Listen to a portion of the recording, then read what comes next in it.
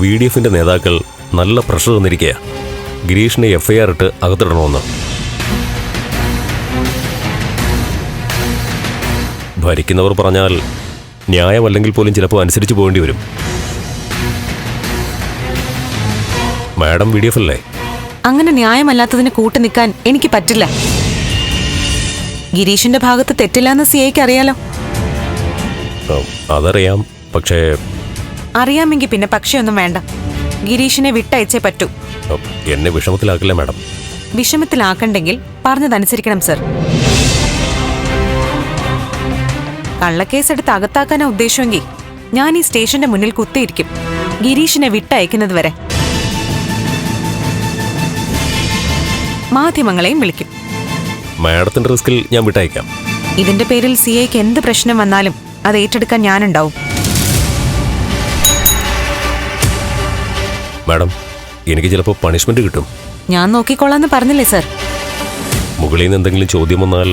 മുഖ്യമന്ത്രിക്ക് മുകളിൽ ആരുമില്ലല്ലോ. ഒരു കാരണവുമില്ലാതെ സ്റ്റേഷനിൽ പിടിച്ചു വെക്കാൻ ആർക്കും അധികാരമില്ലെന്നാ CM പറഞ്ഞിരിക്കുന്നത്. ഗിരീഷിനെ മാത്രം വിട്ടയച്ചാലും പോരാ, അത് ശരിയോ അല്ല. ഇല്ല മാഡം, കേസ് രജിസ്റ്റർ ചെയ്യാത്ത സ്ഥിതിക്ക് എല്ലാവരെയും വിട്ടയക്കാം. Thank you sir. ഗിരീഷിനെ ഞാൻ ഇപ്പൊ തന്നെ കൊണ്ടുപോവാ. ഓക്കെ, ശരി മാഡം. ഗിരീഷേട്ടാ വാ പോവാ.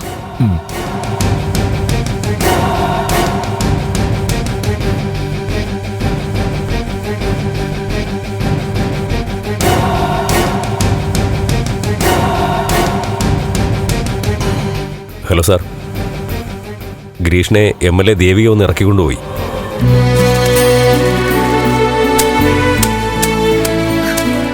അമ്മേ, ഞാൻ പറഞ്ഞ എന്തായി? MLA ഇടപെട്ടു, ഗിരീഷ് ഏട്ടനെ സ്റ്റേഷനിൽ നിന്ന് പുഷ്പം പോലെ ഇറക്കിക്കൊണ്ടുവന്നു. മുല്ലേട്ടനാ ഇപ്പൊ വിളിച്ചേ. CAക്ക് കണക്കിന് കൊടുത്തു എന്നാ കേട്ടെ.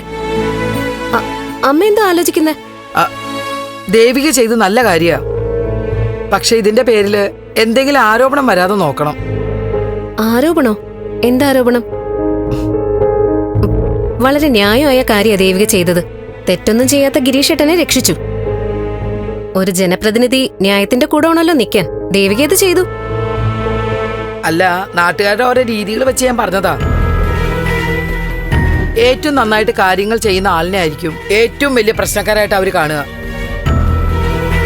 കക്കുകയും കൈയിട്ടുവാരുകയും ചെയ്യുന്നവരെ വലിയ ആദർശ പുങ്കന്മാരായിരിക്കും.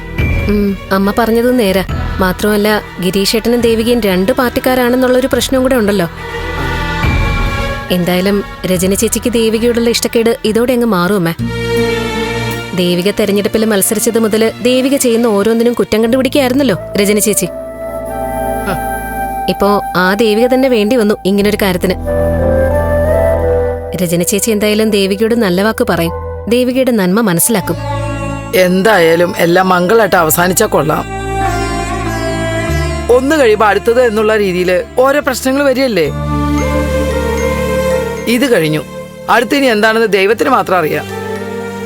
എന്നാ അതിനൊക്കെ ഒരു അവസാനം വരിക.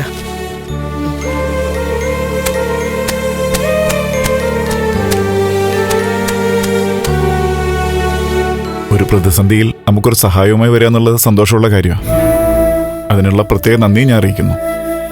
പക്ഷേ എന്താ ഗിരീഷേട്ടാ? ഈ പ്രശ്നത്തിൽ ദേവിക ഇടപെടണ്ടായിരുന്നു. ദേവിക ചെയ്ത സഹായത്തിനെ ചെറുതായി കണ്ട് പറയല്ല, നന്ദികേട് പറയാമെന്ന് തോന്നുകയും ചെയ്യരുത്. ഞാനിപ്പോൾ സ്റ്റേഷനിലായത് 100% സംഘടന വിഷയമാണ്. അത് ആ രീതിയിൽ തന്നെ അങ്ങ് വിടുന്നതായിരുന്നു നല്ലത്. ഒന്നാമത് പ്രതിപക്ഷാനുഭാവമുള്ള സംഘടന എൻ്റേത്. ദേവിക നോക്കിക്കോളൂ, ദേവിക കാണിച്ചതിന് ദേവികയുടെ പാർട്ടിയിൽ ശക്തമായ എതിർപ്പുണ്ടാവും.